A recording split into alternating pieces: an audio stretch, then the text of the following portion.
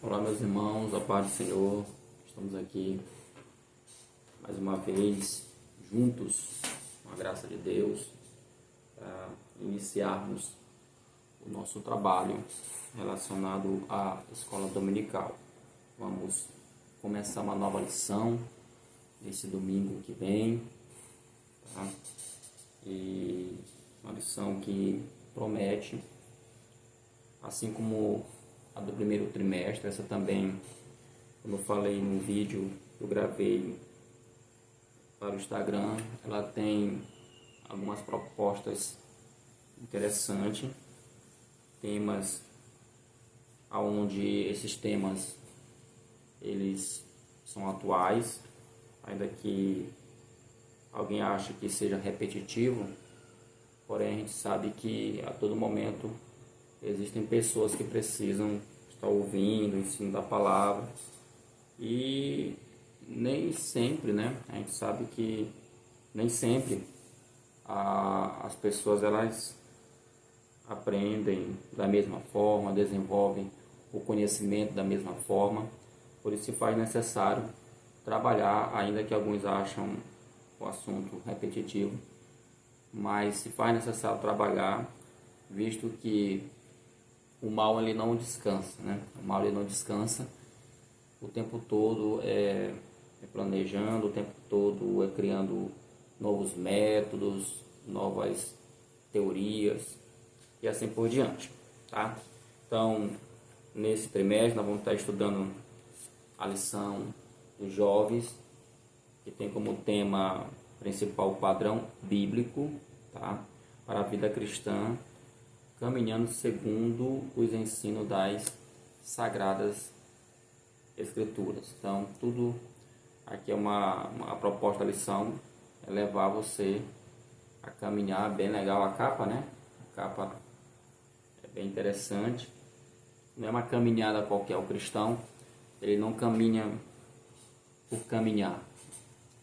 A capa tem essa ideia de mostrar que nossa caminhada ela precisa estar respaldada, ela precisa estar firmada na palavra de Deus, tá bom?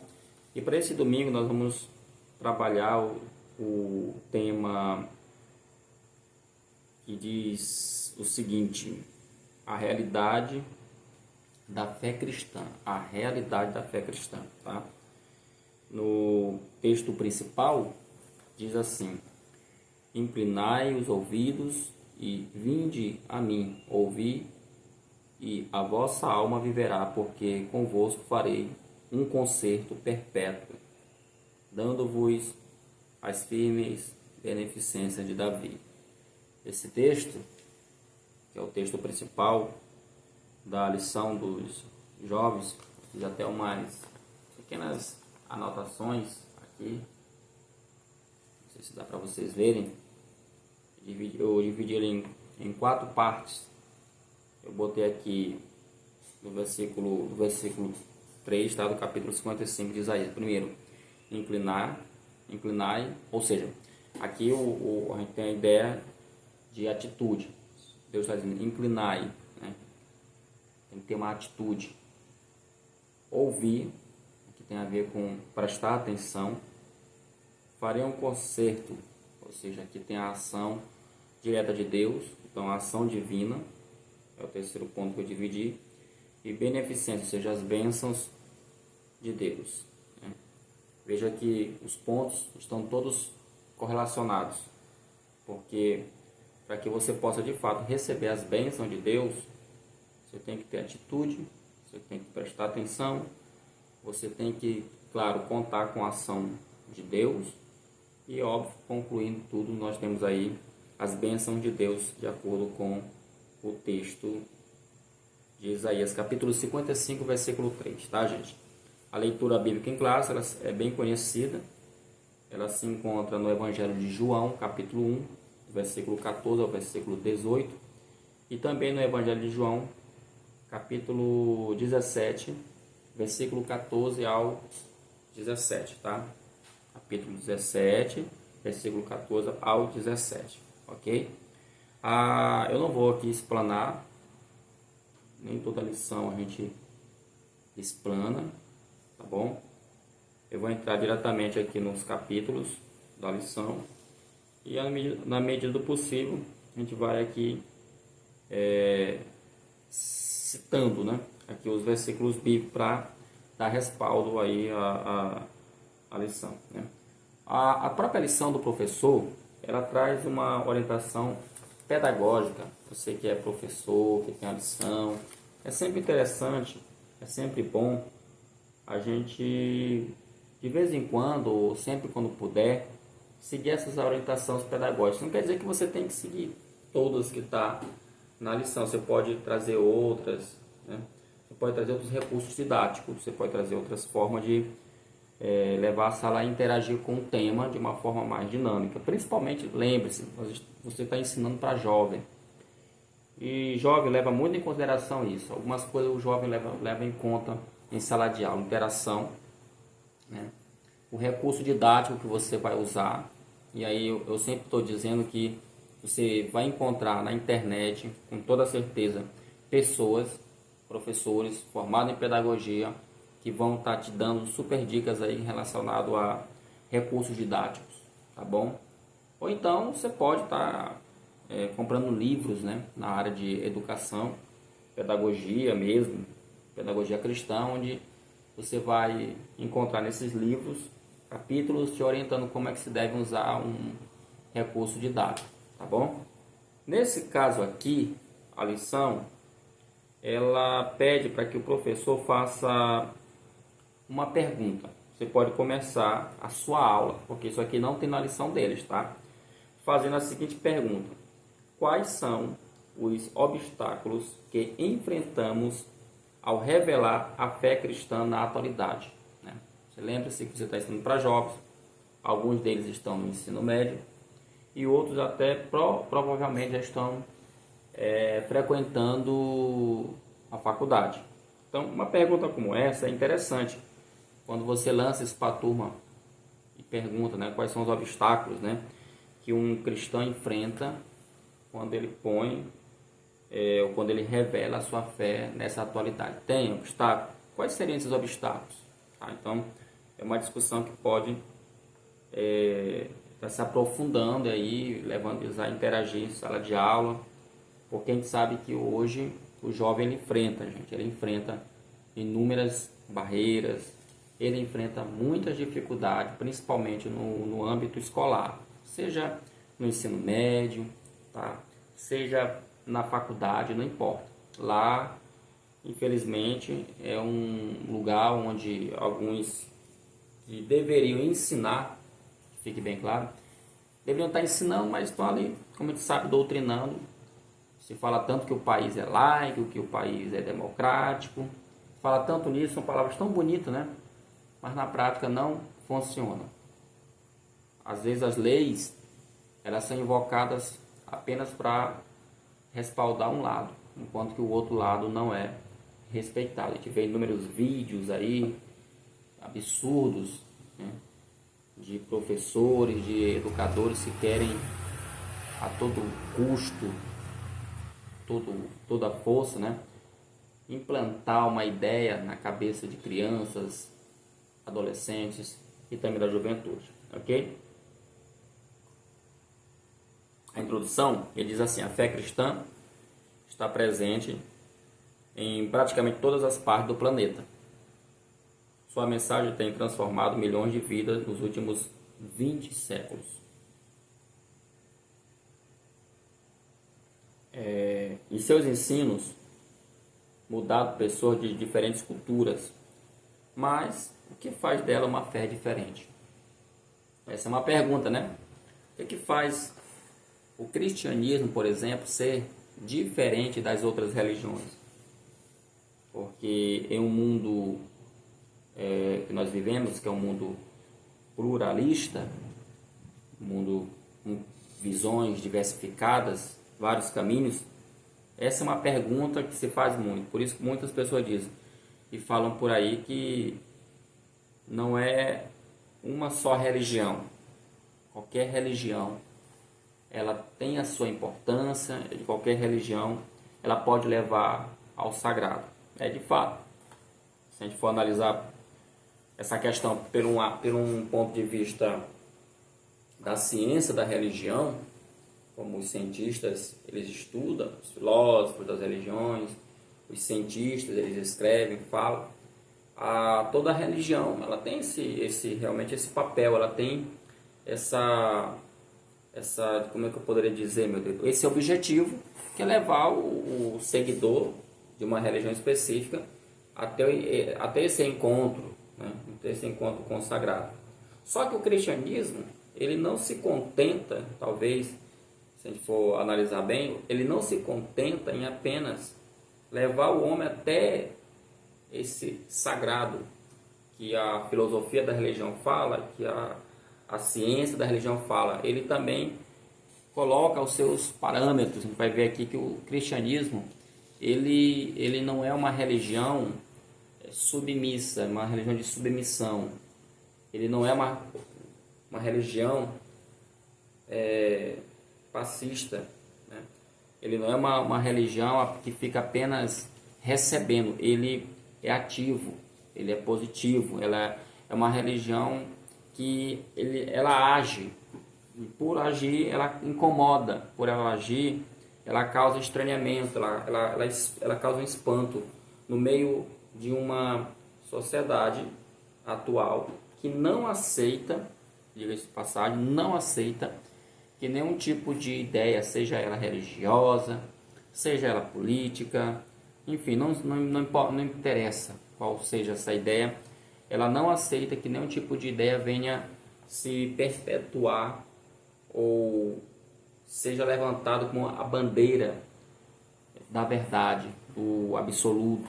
Então, o cristianismo é esse tipo de filosofia, esse tipo de ideia, ele é absoluto, tá? Ele é ativo, não tem como ser diferente, tá? Por isso, o primeiro tópico da lição fala sobre a origem da fé cristã. Como é que tudo isso começou? Eu sempre, quando eu estou dando aula sobre história da igreja, eu gosto de dizer que Jesus começou o movimento chamado cristianismo de uma forma incomum. Se a gente for analisar bem, se você pegar bem a ideia dos evangelhos, você vai perceber que ele começa de uma forma chamando pessoas que não tinham qualificações, que não tinham qualidades, ok? E que nem sabiam o que eles estavam fazendo, e formou um grupo de 12 homens para começar esse projeto chamado cristianismo. Por isso que a lição fala aqui, né, sobre esse assunto. Claro que ela vai tentar puxar o máximo que ela pode das origens do cristianismo, mas só para finalizar o que eu estava falando aqui, se a gente fosse analisar bem, imagine só, você vai montar uma empresa, pergunte isso para uma dica aqui, pergunte para a sua turma, quem teria coragem de pegar, por exemplo, dinheiro, tempo, e para começar um negócio, e aí você chamasse pessoas para fazer parte desse negócio, pessoas que são incrédulas, pessoas que são duvidosas, pessoas que são ladrão, porque tinha um ladrão no meio dele, vocês sabem disso, pessoas com um temperamento variado, colérico, sanguíneo, críticos, céticos, uma variação de tudo que você possa imaginar. Você vê que quando uma empresa ela quer começar um negócio, ela tem uma certa estabilidade, ela procura pessoas que já estão preparadas, capacitadas para fazer aquele trabalho. E no caso do projeto que Jesus implantou, ele inicia isso com pessoas que são muito diferentes uma das outras, mas ele consegue formar uma bela equipe, capacitando-os, treinando-os, e aí o resto vocês sabem muito bem o que aconteceu. O primeiro tópico fala assim, a origem da fé cristã, né? O cristianismo e sua origem. Partindo de uma perspectiva histórica e bíblica, veja, histórica e bíblica, porque o cristianismo ele é sim um movimento histórico. O cristianismo, que isso fique bem claro, porque isso aqui é muito colocado em xeque, colocado em dúvida, que o cristianismo é uma criação, uma invenção. mas é bom que se diga que existem documentos extra-bíblicos, porque tem a Bíblia, irmão, mas também tem aqueles documentos extra-bíblicos que provam que, de fato, o cristianismo ele também tem a sua base histórica, por isso que a lição fala histórica e bíblica. A fé cristã se origina com a primeira vinda do Senhor Jesus Cristo. Então, como eu falei, Jesus, ele inicia o seu ministério, tá? Aonde ele vem, como diz aqui a lição, a fim de comunicar o seu evangelho para cumprir as profecias lá do Antigo Testamento, porque ele vem para cumprir. João 3,16 também vai falar que ele vai culminar falando da salvação. E tudo começou, como ele fala aqui, em Israel, onde Jesus trouxe seu evangelho por meio de ensinos acompanhados de milagres, cura, ressurreição de mortos e de perdão. Então, aqui na primeira parte, então, para ficar claro, primeira parte da origem do cristianismo, você pode até dividir assim. Primeira parte, Jesus. Seria interessante você fazer se você tiver na sua sala, que você dá aula quadro, você fazer um pequeno gráficozinho, uma linha histórica. Seria bem interessante. Como é que eu poderia fazer aqui? Deixa eu só pegar aqui um papel para anotar, para você entender o que eu estou falando aqui. Se você tiver, porque às vezes tem igrejas, né, que os professores dão aula em sala e tem quadro e tudo. Então, se você puder fazer uma linha, traçar uma linha, tá? Na vertical, tá? Na vertical não, gente. Na horizontal, tá? E aí você vai traçar, você coloca aqui a palavrinha cristianismo, porque eu não tenho aqui um quadro para mostrar.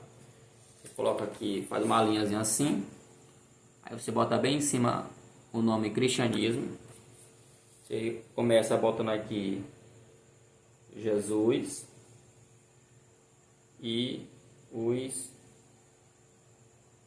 apóstolos no primeiro momento. Então aqui dentro, tá? Não sei se vai dar para botar aqui mais perto. Jesus e os apóstolos. Essa aqui seria a primeira parte. A primeira parte da história do nascimento do cristianismo. Já a segunda parte, tá bom? A segunda parte, o que é que seria essa segunda parte?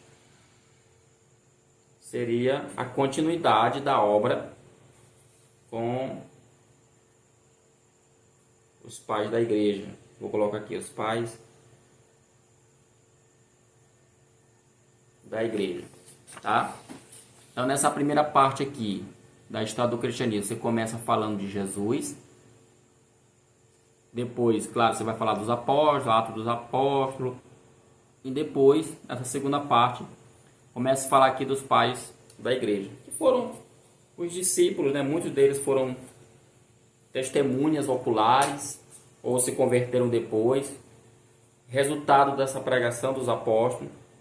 E aí seria interessante que nessa segunda parte também, uma coisa bem legal, é que ele fala como é que surge a palavra cristianismo. Lá em Atos, capítulo 11, versículo 26, fala que os crentes começaram a ser chamados de cristãos. O que é que significa cristianismo? Ele até fala aqui, ó, a expressão cristianismo vem de um nome dado aos seguidores de Jesus que estavam em Antioquia. Foi lá na cidade de Antioquia que eles começaram a ser chamados de cristãos. Que significa pequenos cristos. Porque a ideia que o texto passa lá é que aquelas pessoas, aqueles seguidores de Cristo, eles se pareciam muito com os ensinamentos de Jesus. Só que uma coisa me chamou muito a atenção, que antes tá, de Atos capítulo 11, versículo 26, de eles serem chamados de cristãos por causa do hábito, da forma como eles andavam, Atos 9:2, eles tinham um outro nomezinho. Eles eram chamados de o povo do caminho. Tá? Até a lição vai falar aqui, antes eles eram chamados de seguidores do caminho. O povo do caminho, que é a mesma coisa. Aí ele fala que é uma alusão à fala de Jesus, em que ele disse que ele era o caminho. Então, antes Hoje a gente poderia estar sendo chamado, lá vai a gente fala assim, lá vai os cristãos, lá vai os crentes, mas a gente poderia estar sendo também conhecido hoje, na atualidade, como o povo do caminho. Que caminho?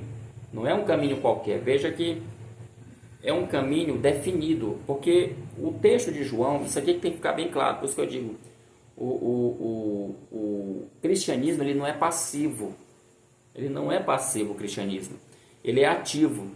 Então quando Jesus fala assim, eu sou o caminho, a verdade e a vida, ele não está aqui dando margem, ele não está aqui abrindo janelas para que haja outros caminhos. Ele fala, eu sou o caminho e pronto.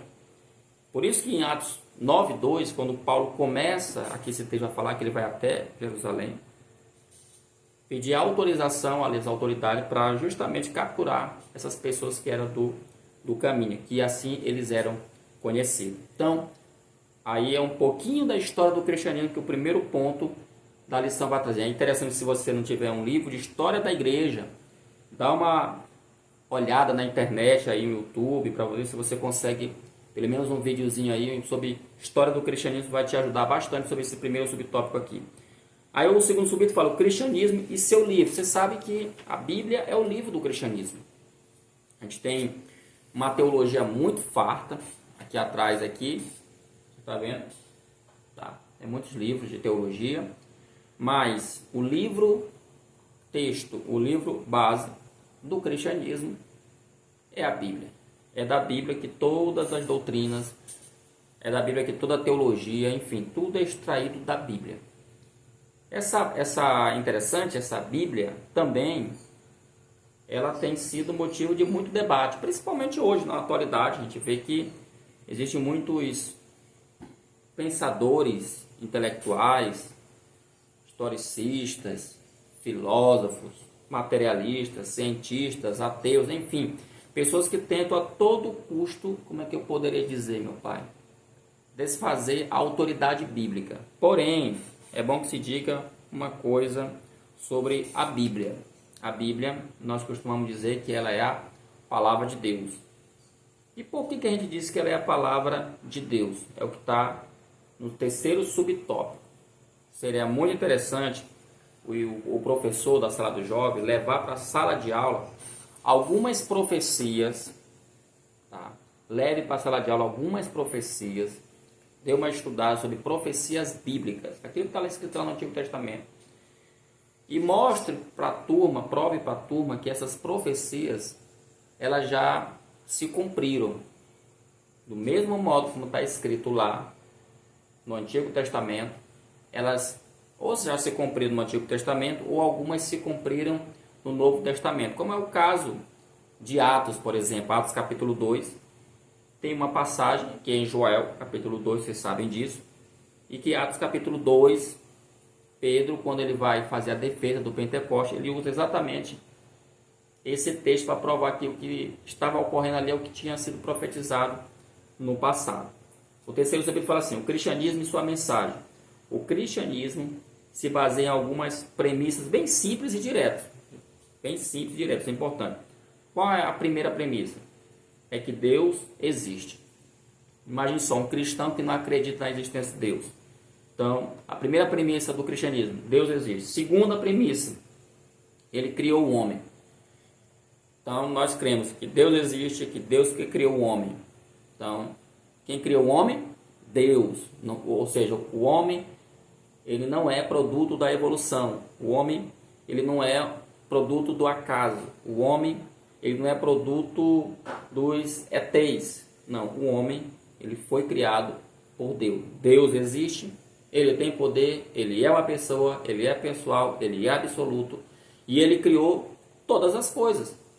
E tudo, como diz o livro de Hebreus, foi feito pelo poder da sua palavra.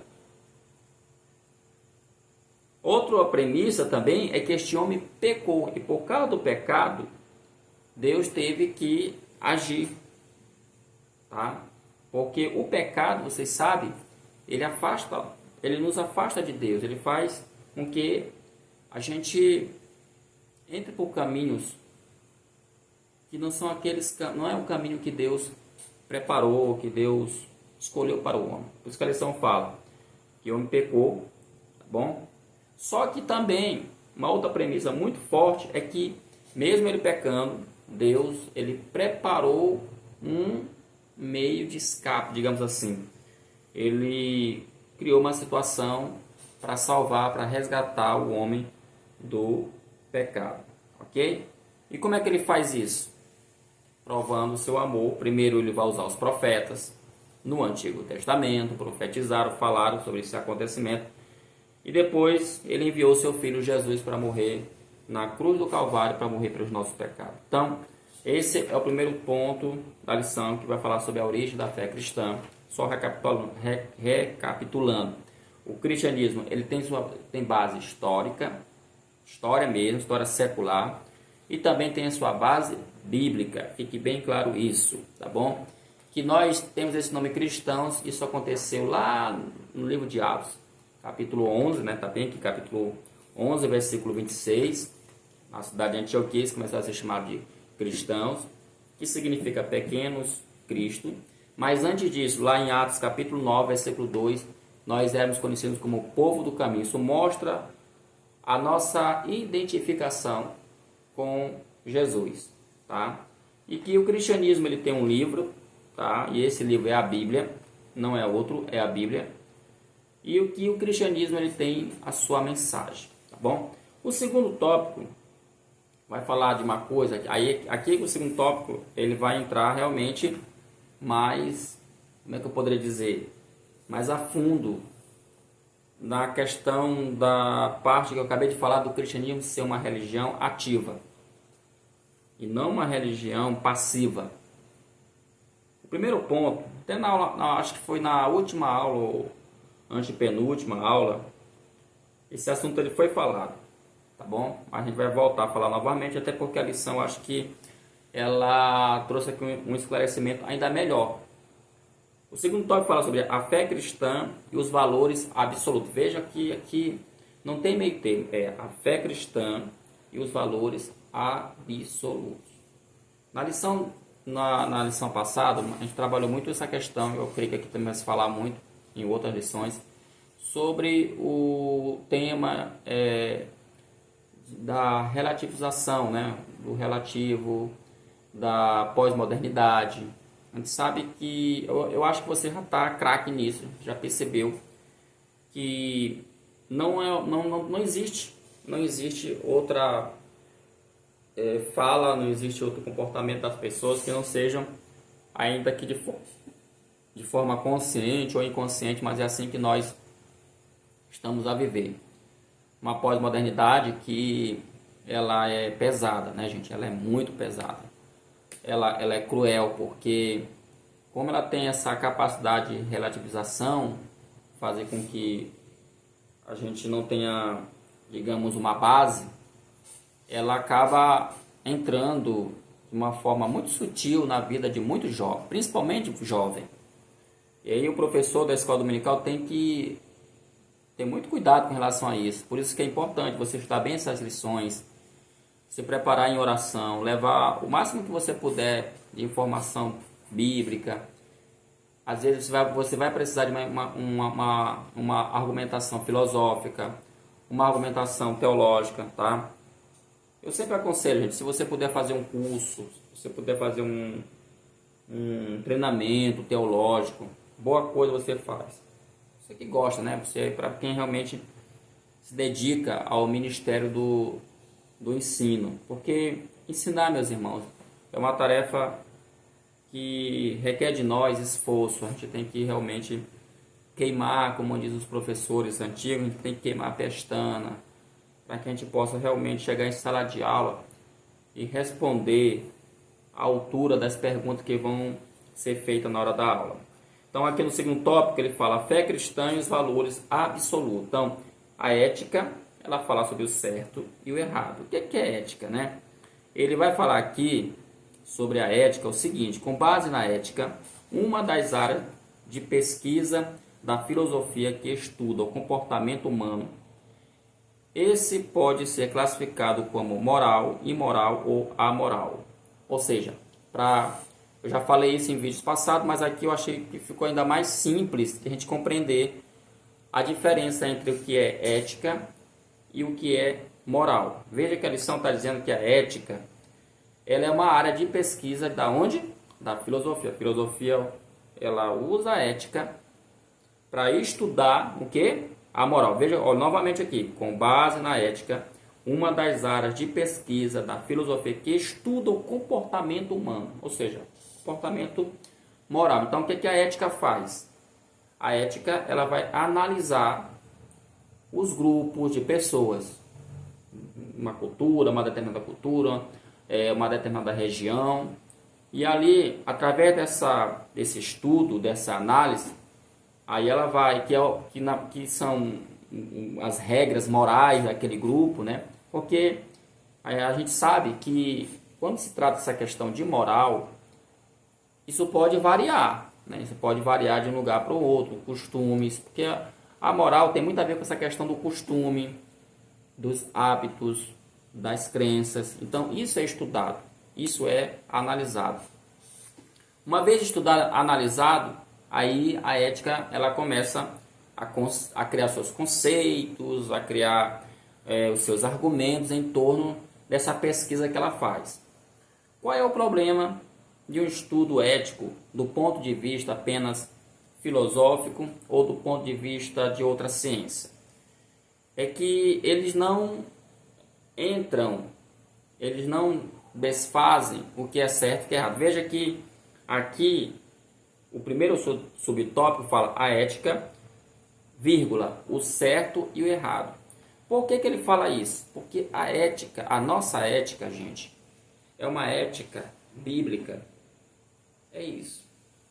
Eu estava falando isso com alguns alunos meus, então você tem que colocar isso para a tua turma. Qual é a ética do cristão? Você pode até ter a sua ética particular, você pode ter uma ética da tua família, enfim. Mas a ética do cristão é a Bíblia. Então, quem define o que é certo e o que é errado é a Bíblia. Quem pode dizer se você está fazendo certo ou se você está fazendo errado é a Bíblia. E por que é a Bíblia? Gente, porque senão vai ficar uma coisa muito solta, vai ficar uma coisa muito avacalhada, vai ficar um negócio onde cada um vai querer dar uma opinião, cada um vai dizer, não, mas isso é a tua opinião, isso aí é o jeito como tu crê, mas não é assim, tal. Por isso é que tem muitos debates, é por isso que tem muita confusão. E uma ética que não é padronizada na Bíblia, você vê que ela gera muitas controvérsias, ela gera muitas contendas, divisões, cada um quer puxar para o seu lado. Então, fique bem claro aqui, essa questão da diferença, está bem claro, acho que está bem sim, bem legal, mas é importante levar em consideração que a ética que nós seguimos é a ética cristã. Você não segue, né, a ética de Platão, você não segue a ética de um determinado teólogo, de um determinado pastor, não, você segue a ética bíblica. Então, é ela que vai dizer se de fato é certo ou errado. Só que ele fala aqui também, nessa parte também, sobre a questão de moral, imoral ou amoral, tá bom? Moral, como eu acabei de falar, são os costumes, né? São as tradições que um determinado grupo segue. Por exemplo,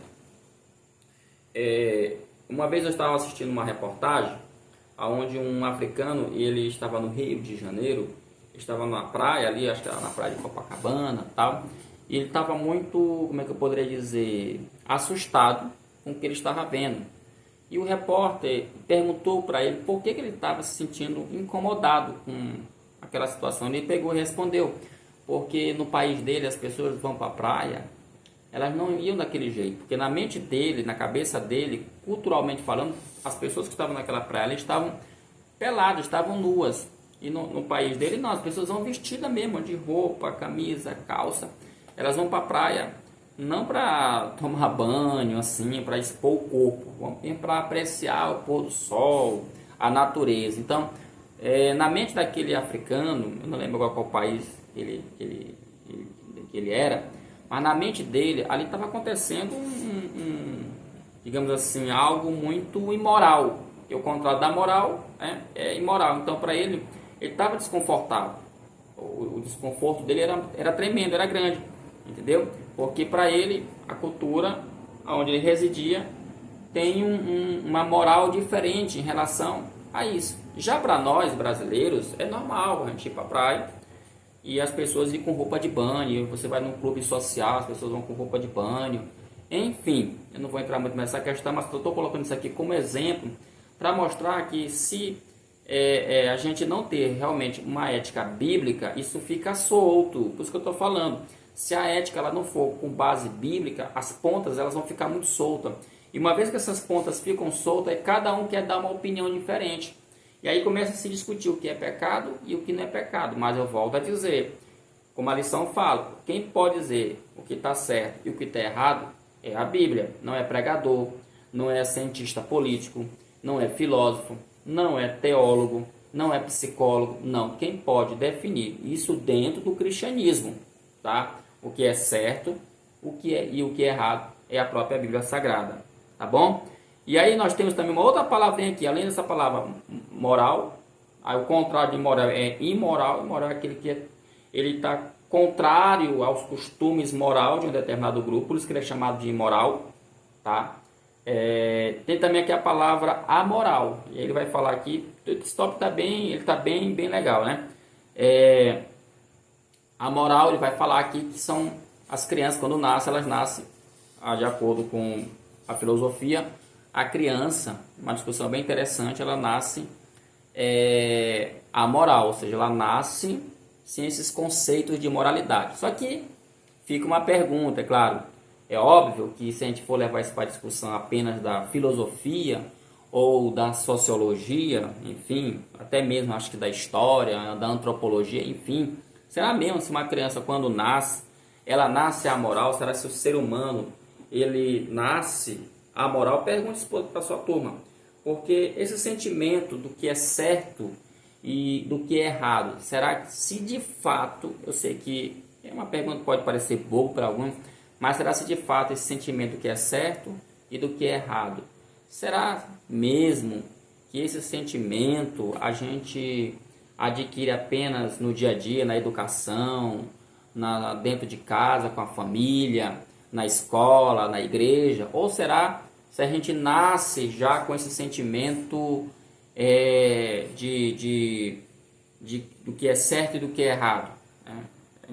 É uma coisa bem interessante a se estudar, porque a gente vê que o primeiro casal, Adão e Eva, quando eles pecam, né, eles têm logo, assim, parece que é meio que imediato, né, parece assim como alguns falam, né, eles passam a fazer parte de uma dispensação da razão.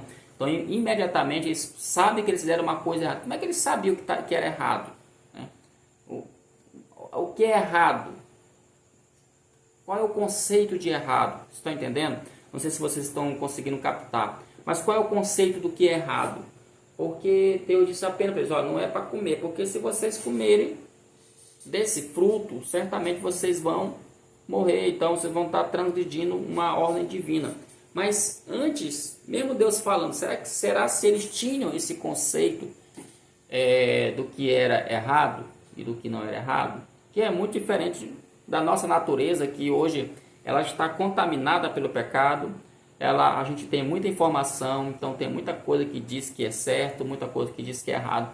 Então existe uma construção muito grande ao nosso redor. De fato, quando a gente nasce, é quase que a gente é inserido, imergido dentro de um caldeirão, né, de regras moralistas e assim por diante. Mas o que a lição fala é que a criança ela nasce sem esses conceitos, e à medida que ela vai desenvolvendo, que ela vai crescendo, ela vai adquirindo esses conceitos morais, ok? Só para encerrar, ele fala que algumas religiões não procuram avaliar se os atos de uma pessoa são certos ou errados, né? Tem religião que de fato não ligam para isso, e é por isso que não é só religião, tá? Hoje até mesmo pessoas dentro do cristianismo, igrejas, pastores, líderes, não ligam muito para avaliar se determinado comportamento é certo ou errado. E a gente vê que as pessoas, até está acontecendo um fenômeno muito grande no meio do cristianismo. Tem aí os desigrejados, né? Tem as pessoas que às vezes fundam ministérios, tem pessoas que mudam de um ministério para outro, porque eles estão, na verdade, buscando uma forma de refúgio, né? para tentar proteger eles da besteira que eles fizeram. Então, não aguentaram, talvez a disciplina, não aguentaram a repreensão, então eles acharam que a melhor saída seja procurar um outro lugar. O segundo subtópico fala sobre a necessidade de um absoluto. É aquilo que eu acabei de falar. Tem-se a necessidade, existe sim um absoluto. Tá? Existe uma verdade absoluta. É como a lição fala lá de João. Ele falou, Jesus, eu sou o caminho, a verdade e a vida. Ninguém vem ao Pai a não ser por mim. Então isso é ser absoluto. Não tem outro termo. Não tem como é que a gente pode costurar? Será que a gente pode criar? Então, isso é importante levar para a turma, porque é muito, gente, as pessoas estão na universidade, elas estudam, principalmente quem milita nessa área aí dos cursos das áreas humanas, tá?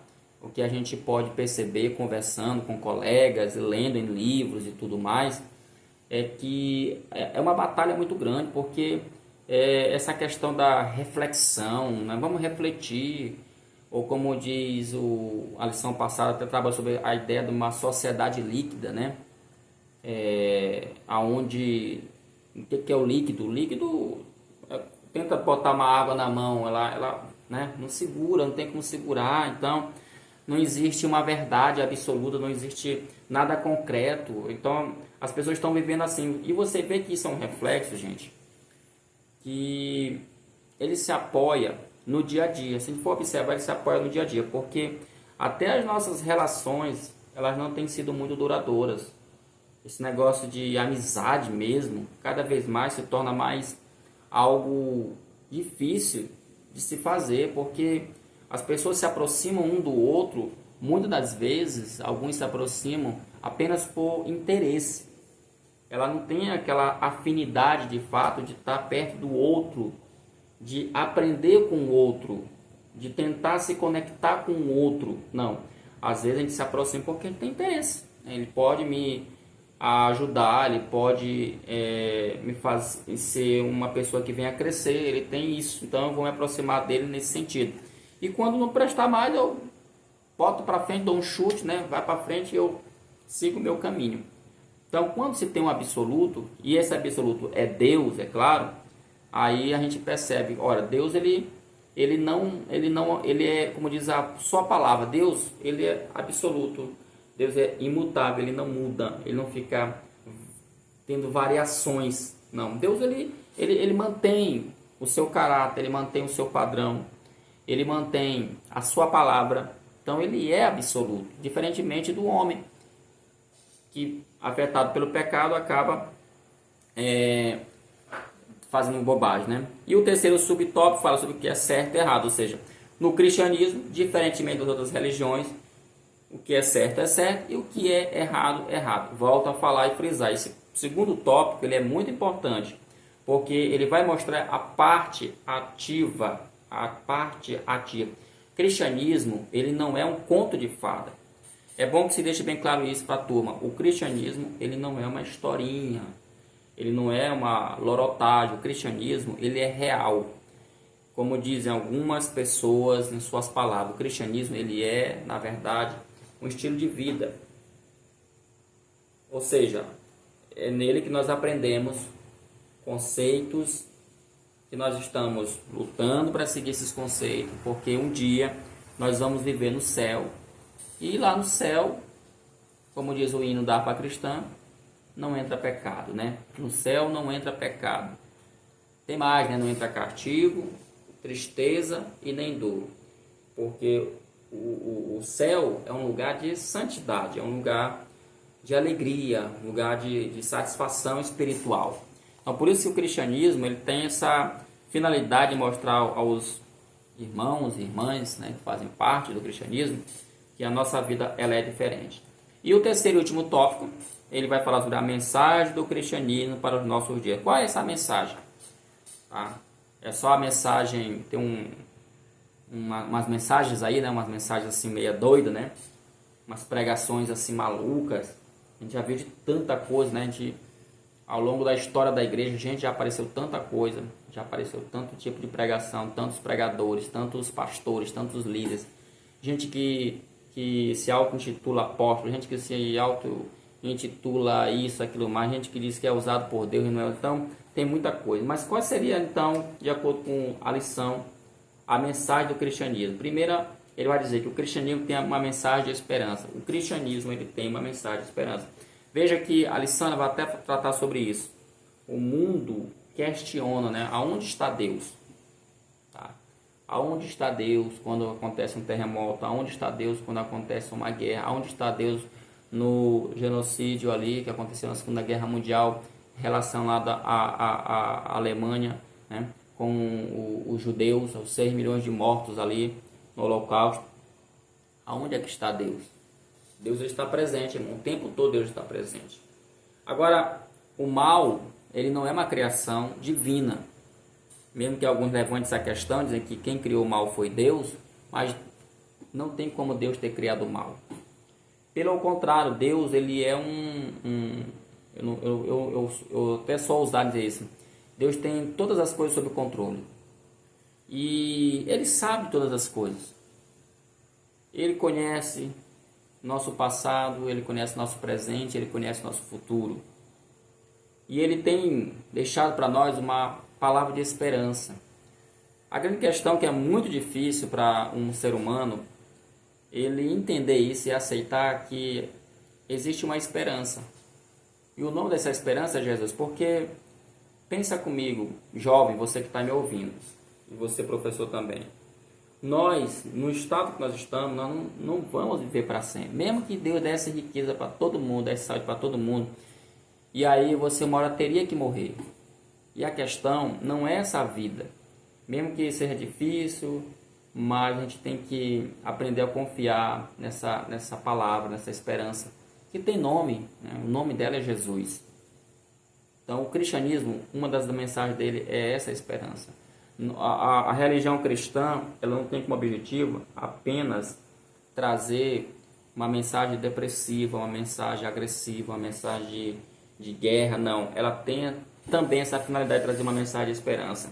Segundo, o cristianismo também tem como mensagem dizer que a salvação de Deus é para todos, não há distinção, não há diferença. Deus, a sua palavra fala que a vontade de Deus é que todo homem se salve, mas infelizmente, eu volto a dizer, a gente sabe que nem todo mundo vai se salvar, mas não por culpa de Deus, mas o desejo dele é esse, que todos se salvem, porque Jesus morreu por todos. A Bíblia fala isso aí em João 3,16, ainda que eu não vou entrar aqui no mérito da questão da doutrina calvinista com a doutrina arminiana, que querendo ou não é um tema que sempre quando se fala que Deus ele tem um desejo de salvar todos, né? Aí alguém vai e puxa os versículos isolados, para provar que ele não morreu por todos. Não é bem assim. João 3,16 é um texto muito conhecido e não só ele, mas outros textos também deixam claro sobre isso, né? Romanos, né? Da mesma forma que os calvinistas usam o livro de Romanos para falar de uma salvação restrita, os arminianos também usam Romanos também para falar de uma salvação coletiva, universal, né? E, por último, o cristianismo também tem na sua mensagem, como ele fala aqui, o rei está voltando.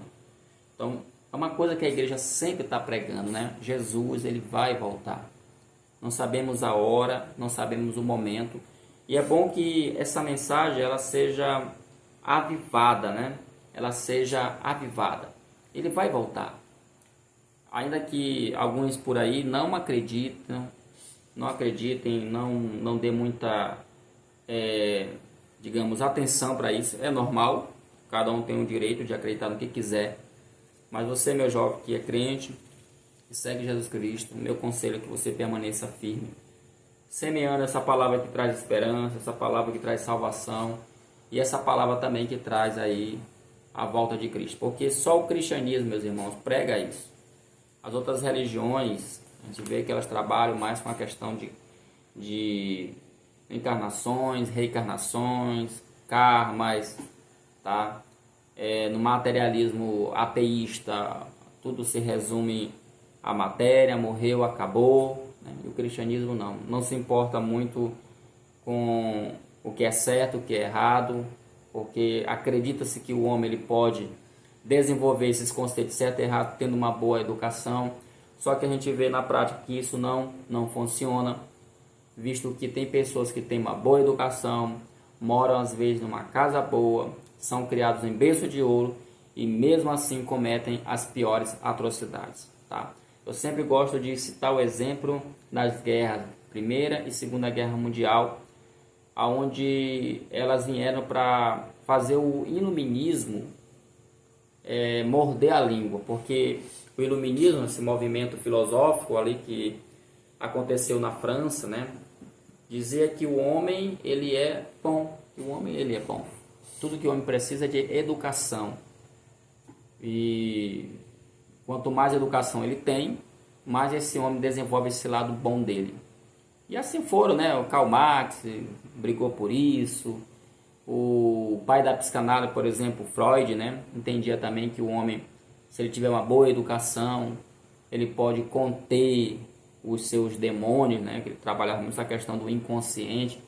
A gente sabe, irmão, que nada disso vai funcionar se de fato o sangue de Cristo, se o Espírito Santo, se de fato Deus não controlar a vida do homem, tá bom? Então essa foi a nossa primeira lição, espero que a gente tenha somado aí com você, tenha uma boa aula. Prepara aí uns recursos didáticos, bem bacana, tá legal? Volto a falar, dá uma assistida em algum vídeo relacionado à história da igreja. Eu acho que seria interessante. Se você tiver um livro, né, seria muito bom, porque ele vai tratar sobre esse tema. E se você puder também, leve perguntas relacionadas à questão da ética, mostrando que a ética ela tem como base a Bíblia, no caso a ética cristã, e mostrando que é importante que essa ética ela tenha fundamentação bíblica justamente para poder defender a doutrina do absolutismo, que é a doutrina de que Deus ele é absoluto, tá bom? Então, vou ficando por aqui, tá legal? Volto a pedir a tua atenção, curta esse vídeo, tá bom? Compartilha, e você aí que não nos segue, chegando até você, vai lá nos dar essa moralzinha aí, nos segue e fiquem todos na paz de Deus e até a próxima, se assim Deus quiser, em nome de Jesus. Amém.